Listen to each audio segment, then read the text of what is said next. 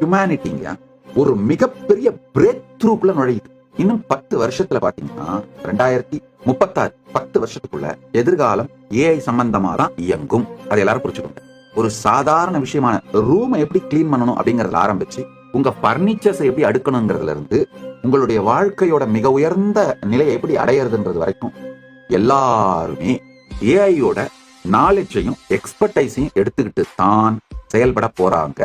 யார் இப்ப அடுத்த 10 வருஷத்துல எலைட் சொசைட்டியா, ரிச்சா, இன்டெலிஜென்டா, எஜுகேட்டடா, பூமியோட எல்லா ரிசோர்சஸையும் என்ஜாய் பண்ற எலைட் சொசைட்டியா மாற போறாங்க அப்படின்னா இந்த advanced daily AI companions use பண்றவங்க தான் மாற போறாங்க. அது 50% ஆஃப் த பாப்புலேஷனா இருக்கும்.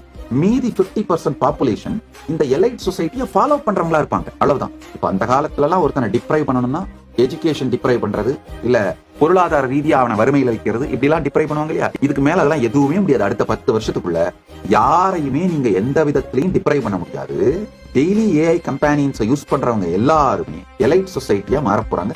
அது 50% ஆஃப் த பாப்புலேஷன் அப்படிதான் ஆக போகுதுங்க.